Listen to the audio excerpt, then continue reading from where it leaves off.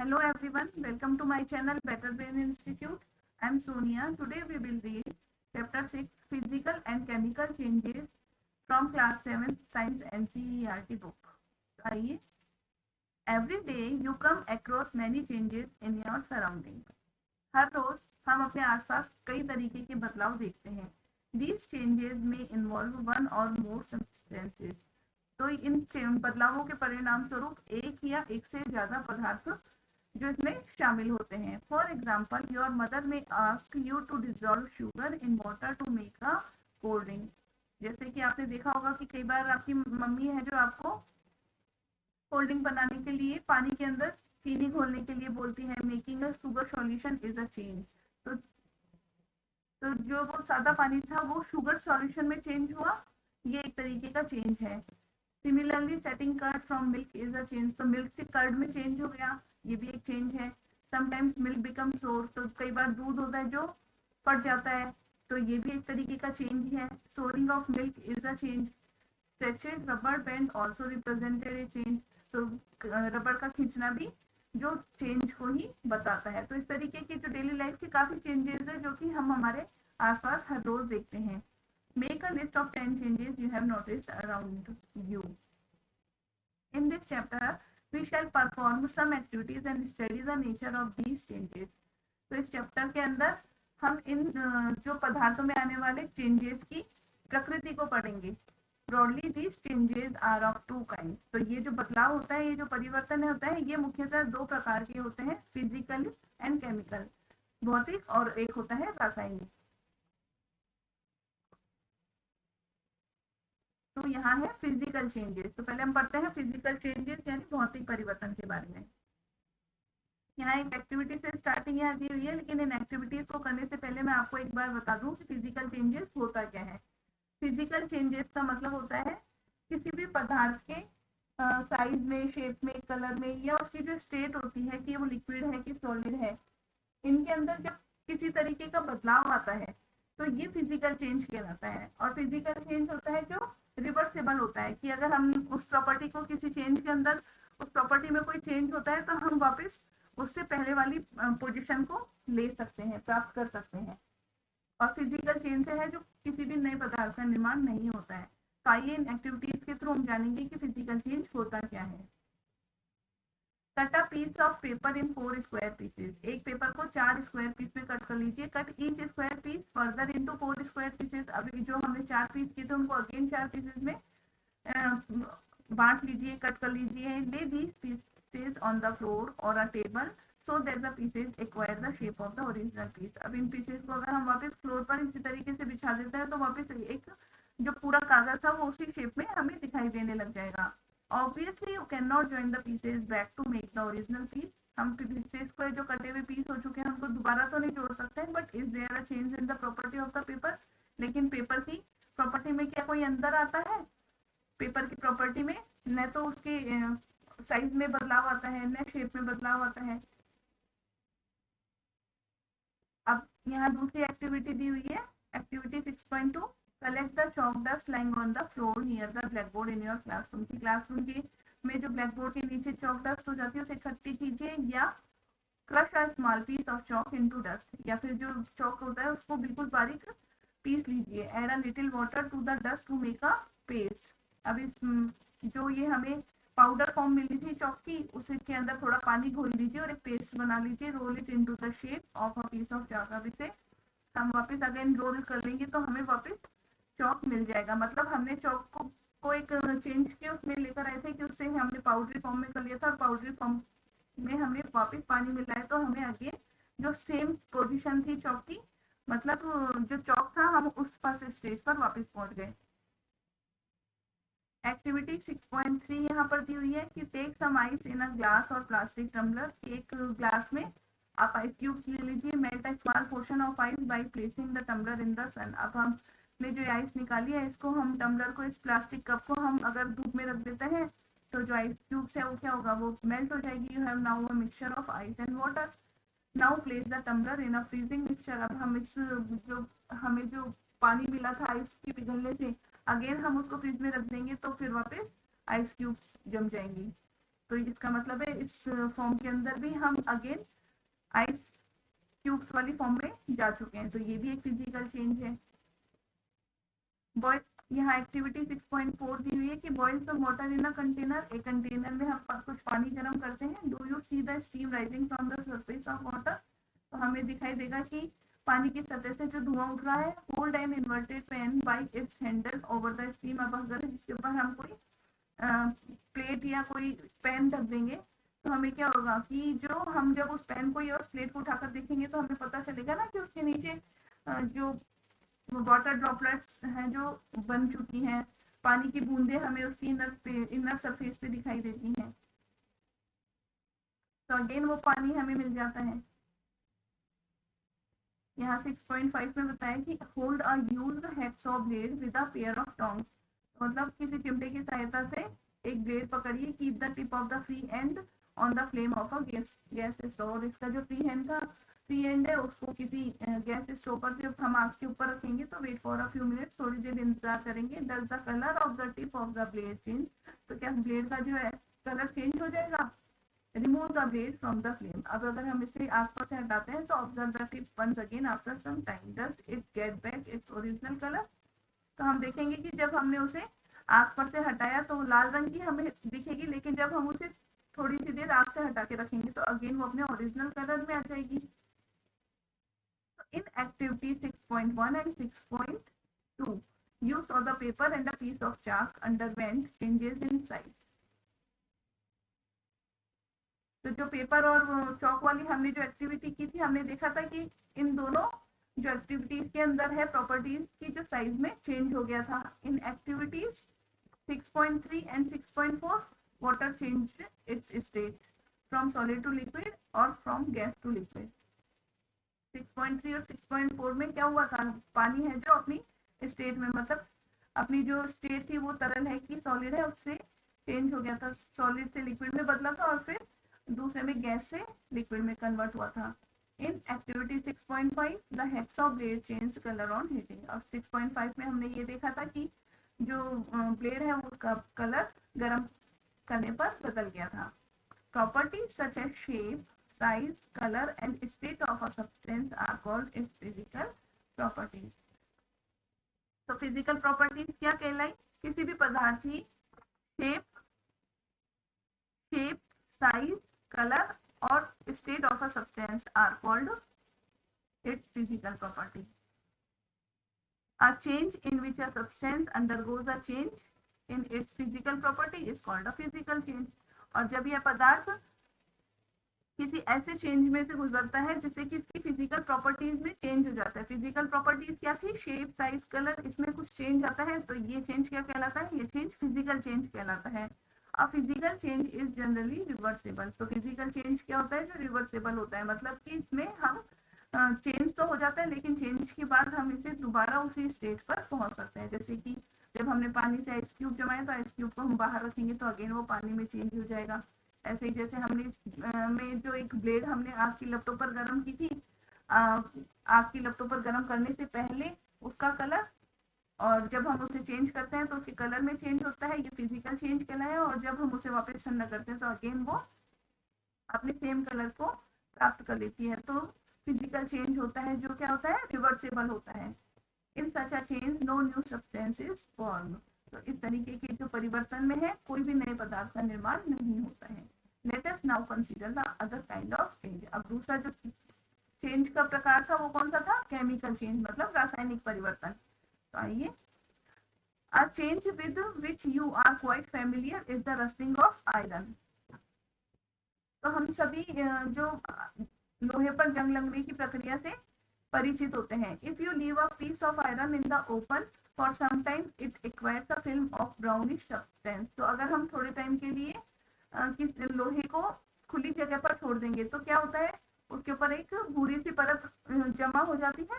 This substance is called rust and the process is called rusting, तो ये जो नया ब्राउनिश लेयर जो आयरन के ऊपर आती है वो क्या कहलाती है, ये ब्राउनिश लेयर है जो रस्ट कहलाती है, मतलब जंग कहलाती है। And the process is called rusting, यानी रस्ट लगने की प्रक्रिया क्या क्या कहलाई, रस्टिंग कहलाएगी।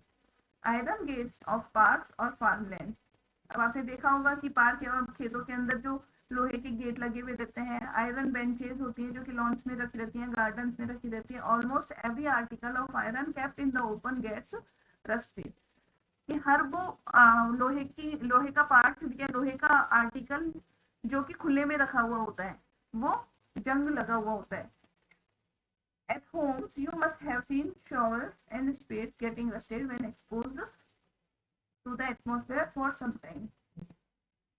आपने जो घर के अंदर जो स्पेस फावड़े या जो थोड़ा से औजार होते हैं उनको देखा होगा, तो वो भी खुले खुले जगह पे अगर हम थोड़े टाइम के लिए रख देते हैं तो वो भी जंग उनमें लग जाती है। अब यहाँ देखिए कि यहाँ पे एक पिक्चर दिखाई हुई है जिसके अंदर ये बताया हुआ है कि किस तरीके से ये जो सारा लोहे का सामान है इस पे एक ब्राउनिश लेयर लगी हुई है, ये रस्ट कहलाती है। हम सभी ने देखा है घर के अंदर पुराना सामान लोहे का जो पड़ा रहता है सब पर जंग लगी हुई रहती है।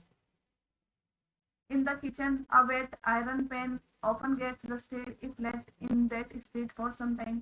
तो किचन के अंदर जो हम तवा काम में लेते हैं उसको भी थोड़े टाइम के लिए अगर हम यूं छोड़ दें तो उस पर भी रस्ट जमा हो जाती है। Rust is not iron. तो रस्ट क्या है? वो लोहा थोड़ी है।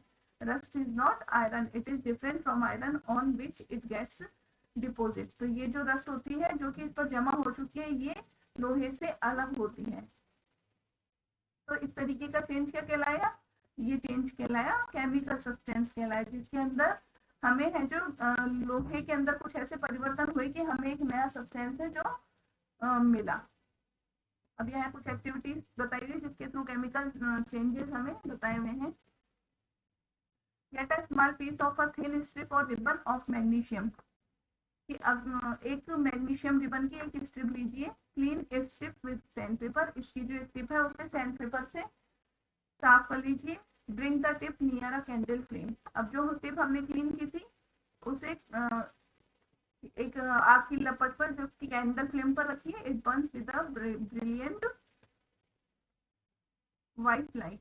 तो इससे क्या होगा? एक बहुत ही चमकीली सी सफेद सी लाइट होगी। When it is completely burned it leaves behind the powdery ash. और जब ये पूरी तरह से जल जाएगी तो पीछे हमें एक पाउडरी ऐश यानी राख मिलेगी।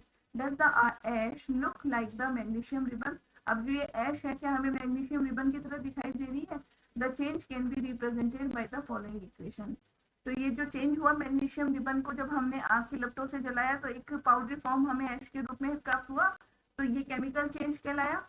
और इस केमिकल चेंज को हम इस इक्वेशन से रिप्रेजेंट कर सकते हैं कि मैग्नीशियम जो कि मैग्नीशियम रिबन Mg के थ्रू प्लस ऑक्सीजन दोनों मिलकर एक नया फॉर्म निर्माण करते हैं मैग्नीशियम ऑक्साइड। तो मैग्नीशियम ऑक्साइड क्या है? यहाँ पर ये ऐश है।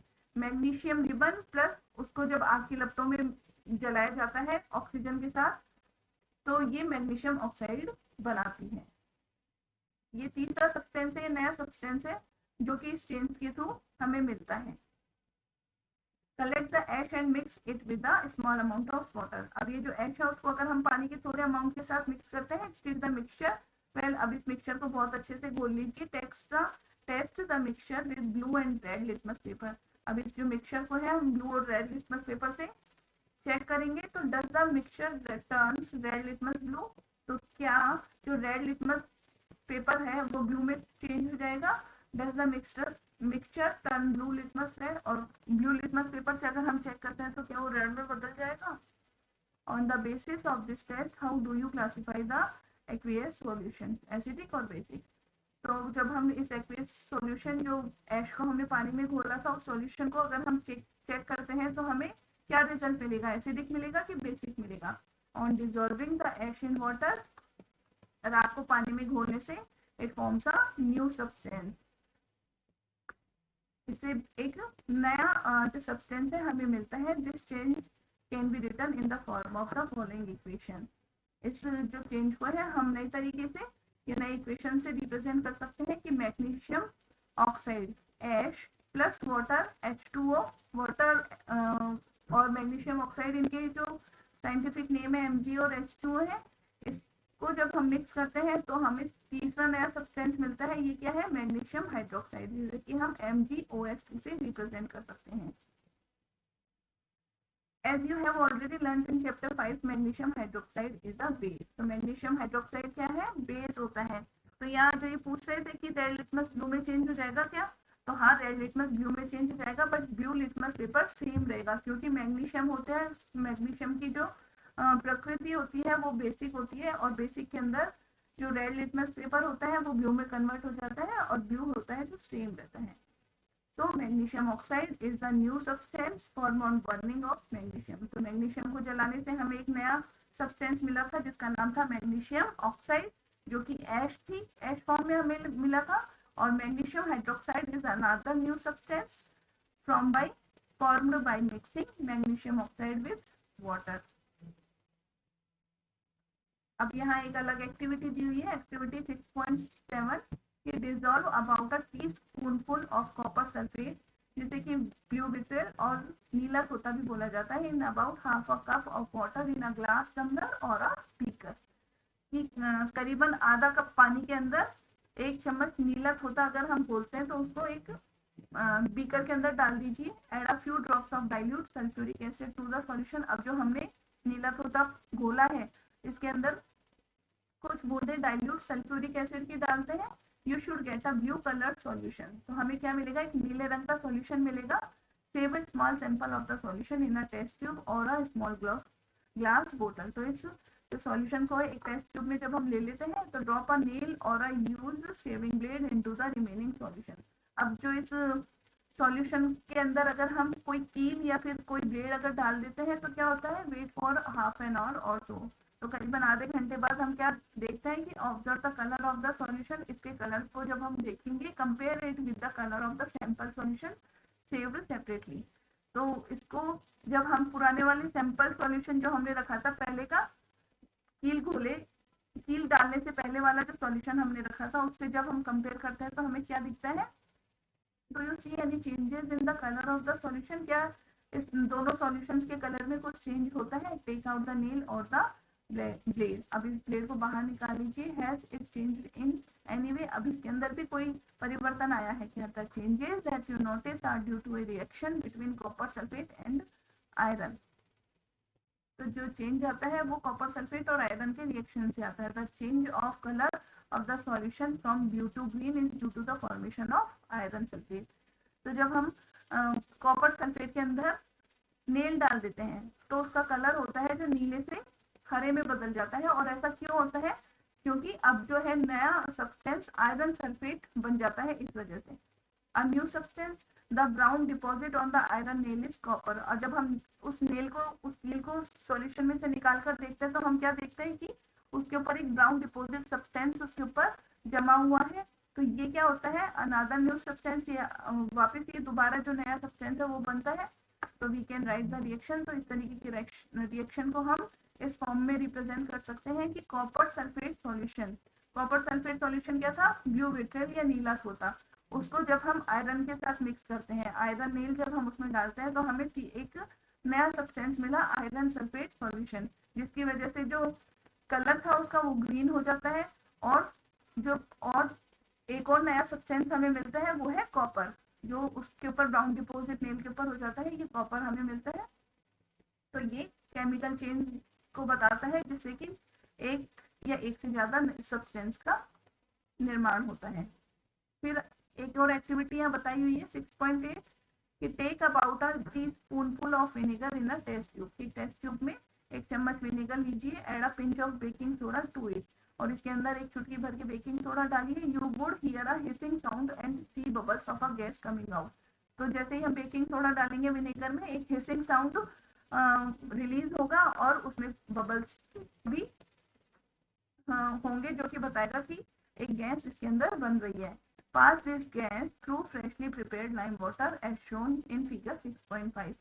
अब इस गैस को है जो फ्रेशली प्रिपेयर्ड लाइम वाटर यानी चूने के पानी के अंदर जब हम उसे पास करते हैं तो what happens to the lime water? तो लाइम वाटर के साथ क्या होता है? The change in the test tube is as follows. तो जो चेंज आएगा वो कैसे होगा, विनेगर प्लस बेकिंग सोडा। तो क्या बेकिंग सोडा क्या है, सोडियम हाइड्रोजन कार्बोनेट कहलाता है, और विनेगर है एसिटिक एसिड कहलाता है। तो जब इन दोनों को मिक्स किया जाता है तो कार्बन डाइऑक्साइड गैस रिलीज होती है और अदर सब्सटेंस बनते हैं। The reaction between carbon dioxide and lime water is as follows. तो यहाँ एक फिगर दिया हुआ है जिसके अंदर बताया हुआ है कि ये विनेगर के अंदर जब हम बेकिंग सोडा डालते हैं तो इससे बनने वाली गैस को जब हम दूसरे टेस्ट ट्यूब के अंदर जिसमें कि लाइम वाटर मिला हुआ था को पास करते हैं तो कार्बन डाइऑक्साइड गैस बनती है। तो इसको इस तरीके से रिप्रेजेंट किया हुआ है कि carbon dioxide plus lime water. अब जब लाइम वाटर में कार्बन डाइऑक्साइड गैस रिलीज होती है तो फिर एक नया सब्सटेंस बनता है जो कि होता है कैल्शियम कार्बोनेट। तो carbon dioxide plus lime water, calcium carbonate और water. when carbon dioxide is passed through lime water, तो कार्बन डाइऑक्साइड गैस जब लाइम वाटर में से होकर गुजरती है, calcium carbonate is form which makes lime water milky। तो कैल्शियम कार्बोनेट बनता है जिसकी वजह से जो लाइम वाटर का कलर होता है वो चेंज होकर मिल्की दूधिया रंग का हो जाता है। The turning of lime water into milky is a standard test of carbon dioxide. तो लाइम वाटर का कलर चेंज होके मिल्की हो जाना ये बताता है कि ये इसमें कार्बन डाइऑक्साइड गैस है जो बन चुकी है। You will use it in chapter 10 to show that the air we breathe out is rich in carbon dioxide. In activity 6.6 to 6.8, you saw that in each change one or more new substance were formed। तो 6.6 से लेके 6.8 तक की जो हमने 3 activities पढ़ी उसके अंदर हमने हर एक्टिविटी में देखा कि हर चेंज में से गुजरने पर एक नए सब्सटेंस का निर्माण होता है। इन एक्टिविटी 6.6 में हमने देखा कि the ash was the new substance formed when magnesium was burn, कि जब मैग्नीशियम को जलाया जाता है तो ऐश का निर्माण होता है। 6.6 में हमने देखा कि reaction of copper sulphate with iron produce iron sulphate and copper, कि कॉपर सल्फेट को आयरन के साथ जब मिलाया जाता है तो रिएक्शन फॉर्म में हमें iron sulphate and copper get होता है। Both of these are new substance. तो ये दोनों भी क्या है, ये दोनों न्यू सब्सटेंस है। Copper was deposited on the shaving blade और आयरन, जो कॉपर थी वो उस आयरन नेल के ऊपर डिपॉजिट हो गई थी। और 6.8 जो 6.8 एक्टिविटी है उसके अंदर हमने देखा कि विनेगर और बेकिंग सोडा को जब आपस में मिलाया जाता है तो कार्बन डाइऑक्साइड गैस बनती है जिसकी वजह से लाइम वाटर है जो मिल्की हो जाता है। Can you name the new substance formed in this reaction. तो इन दोनों को मिलाने पर एक नया सब्सटेंस जो मिला था उसका नाम क्या था, उसका नाम था कैल्शियम कार्बोनेट। तो केमिकल चेंज क्या है, a change in which one or more new substance are formed is called a chemical change. तो ऐसा परिवर्तन जिसके अंदर एक या एक से ज्यादा है जो पदार्थों का निर्माण होता है तो वो क्या कहलाया, वो केमिकल चेंज कहलाया। अ chemical change is also called a chemical reaction. तो केमिकल चेंज जो होता है वो क्या कहलाता है, केमिकल रिएक्शन कहलाता है। Chemical changes are very important in our lives. Chemical changes क्या है, हमारी जो जीवन के लिए है बहुत ही जरूरी होते हैं। और new substances are formed as a result of chemical changes. तो जितने भी नए जो सब्सटेंसेस का निर्माण है वो केमिकल चेंजेस के परिणाम स्वरूप ही होता है। For example if a metal is to be extracted from an ore, कि जैसे कि अगर किसी भी धातु को से निकाला जाए, जैसे कि iron from iron, ore iron लोहा से अगर लोहा निकाला जाता है, we need to carry out a series of chemical changes. तो इसके लिए हमें केमिकल चेंजेस की एक श्रृंखला तैयार करनी होगी। A medicine is the end product of a chain of chemical reactions. तो जो दवाइयाँ होती हैं वो भी एंड प्रोडक्ट के रूप में आती हैं किसी भी लंबे जो केमिकल रिएक्शंस की श्रृंखला के उसमें। Useful new materials such as plastic and detergent, जो हमारे रोज काम आने वाले जो मटेरियल्स होते हैं जैसे कि प्लास्टिक और डिटर्जेंट्स होते हैं, are produced by chemical reactions. ये भी केमिकल रिएक्शंस के परिणाम स्वरूप ही बनते हैं। Indeed every new material is discovered by studying chemical changes. तो जितने भी नए पदार्थ हैं वो सब केमिकल चेंजेस के कारण ही खोजे गए हैं। We have seen that one or more new substances are produced in a chemical change। तो हमने देखा कि केमिकल चेंज के अंदर एक या एक से ज्यादा है जो सब्सटेंस है वो प्रोड्यूस किए जाते हैं। In addition to new products the following may accompany a chemical changes. अब नए प्रोडक्ट के अलावा भी कुछ ऐसे केमिकल चेंजेस हैं जो कि कुछ ऐसी चीजें हैं जो केमिकल चेंजेस के दौरान मिलती हैं। हीट, लाइट और any other radiation may be given of और एब्जॉर्ब। तो जब कोई भी सब्सटेंस है केमिकल चेंज के अंडरगोज में जब होता है तो उससे हमें हीट मिलती है, लाइट मिलती है, साउंड में भी प्रोड्यूस साउंड, कोई भी आवाज भी उससे जनरेट हो सकती है, उससे निकल सकती है। A change in smell may take place or a new smell may be given off। तो उस जो पदार्थ की जो ओरिजिनल स्मेल होती है उसमें चेंज हो सकता है या फिर कोई नई स्मेल भी उससे जनरेट हो सकती है। अ कलर चेंज में टेक प्लेस, अब इस चेंज के थ्रू है जो सब्सटेंस के जो कलर में भी चेंज आ सकता है। गैस में भी फॉर्म, और इससे कोई गैस भी रिलीज हो सकती है। Let us look at some examples. You saw that burning of magnesium ribbon is a chemical change। अब हमने देखा था ना कि मैग्नीशियम रिबन है जो एक को जलाने पर एक केमिकल चेंज होता है। बर्निंग ऑफ कोल वुड और leaves is also a chemical change. अब जब हमें कोयला है, लकड़ी है या पत्तियां इनको जलाते हैं तो ये सब केमिकल चेंज के उसमें आते हैं। In fact burning of any substance is a chemical change. तो किसी भी पदार्थ को अगर आप जलाते हैं तो उसमें एक केमिकल चेंज होता है। Burning is always accompanied by production of heat. अब जब हम किसी भी चीज को जलाएंगे तो क्या होगा, साथ ही साथ हीट भी जनरेट होगी। Explosion of fireworks is a chemical change. पटाखों को जलाने से भी, पटाखों को जलाने पर भी केमिकल चेंज होता है। You know that such an explosion produces heat, light, sound and unpleasant gases that pollute the atmosphere. अब आपने देखा होगा ना कि पटाखों को जब हम जलाते हैं तो हीट और लाइट और कई तरीके की आवाजें और कई अनप्लीजेंट गैसेस, मतलब जो अच्छी नहीं लगती बदबू वाली गैसेस हैं उससे जनरेट होती है, जिससे कि हमारा जो वातावरण है वो भी प्रदूषित होता है। That is why you are advised not to play with fireworks. तो इसी वजह से जो हमें पटाखों के साथ खेलना नहीं चाहिए, ये सलाह आपको दी जाती है। When food gets spoiled, अब जब खाना बेकार हो जाता है, बासा हो जाता है, it produces a foul smell। तो इससे क्या होता है, एक गंदी सी स्मेल जनरेट होती है। Shall we call this change a chemical change. तो ये चेंज क्या केमिकल चेंज कहलाता है? हाँ, ये चेंज होता है जो भी केमिकल चेंज कहलाता है, क्योंकि भाई हम जो खाना खराब हो चुका है उसको अच्छा तो नहीं कर सकते है ना, तो इस वजह से ये केमिकल चेंज कहलाता है। केमिकल चेंज होता है जो इरिवर्सिबल प्रॉपर्टी उसमें गिना जाता है, और जो फिजिकल चेंज होता है वो रिवर्सिबल होता है। You must have noticed that a slice of an apple acquires a brown color if it is not consumed immediately। तो आपने देखा होगा ना कि जो एप्पल होता है अगर उसको काट दिया जाए और हाथों हाथ अगर उसको नहीं खाया जाए तो एक ब्राउन कलर लेयर एप्पल के ऊपर जमा हो जाती है। If you have not seen this change in colour, अगर आपने नहीं देखा है चेंज तो कट ऑफ एक slice of apple and keep it away from for some time.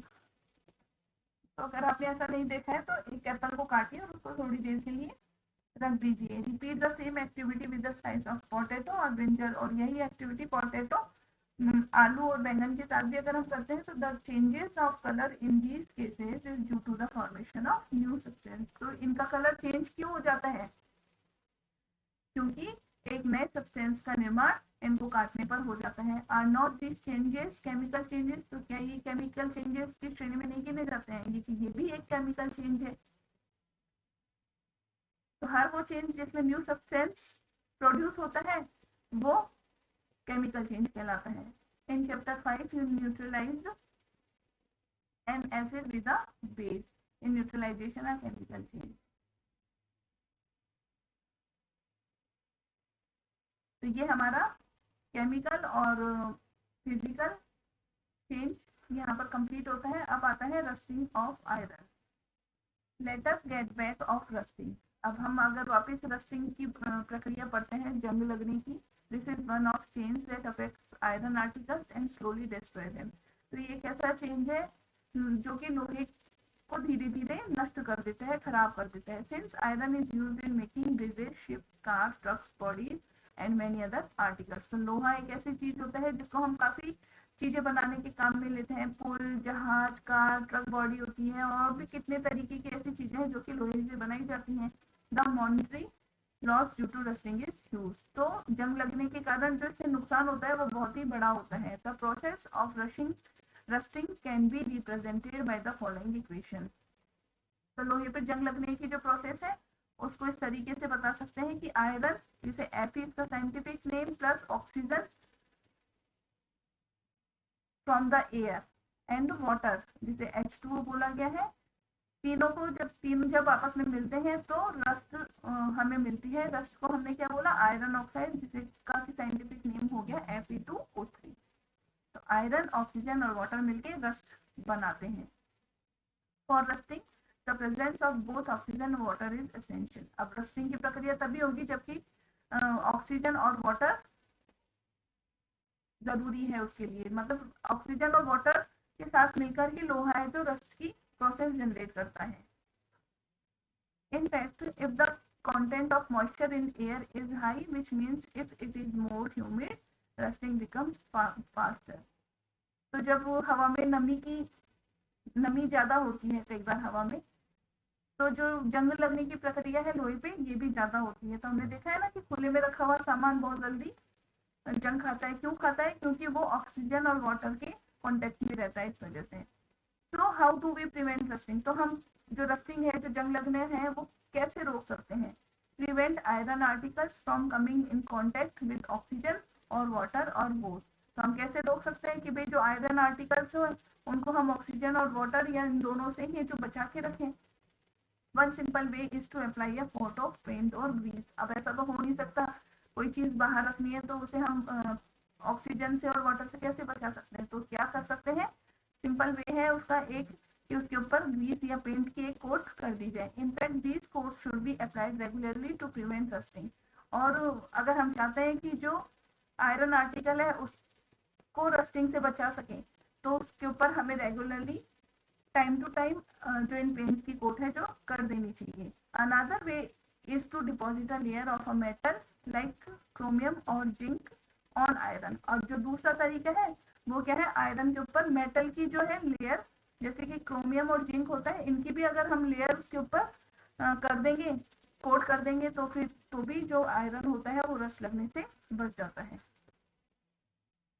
This process of depositing a layer of zinc और iron is called galvanisation. तो वो प्रक्रिया जिसके अंदर लोहे के ऊपर जो जिंक है उसकी जो परत की जमा दी जाती है, उसका कोट कर दिया जाता है, जिंक का पेस्ट कर दिया जाता है, तो ये प्रक्रिया क्या कहलाती है? ये कहलाती है galvanisation.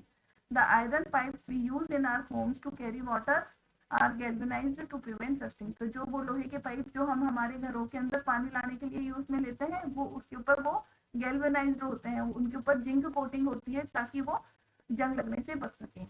You know that ships are made of iron and a part of them remains underwater. तो जो शिप होते हैं, जहाज होते हैं, ये लोहे से बनते हैं और उनका जो एक पार्ट होता है वो हमेशा पानी के अंदर रहता है, on the part above water also. और जो ऊपर का हिस्सा होता है जो कि पानी से ऊपर होता है, water drops keep clinging to the ship's outer surface. उस पर भी जो पानी की बूंदें हैं वो चिपकती रहती हैं। Moreover the water of the sea contains many salt.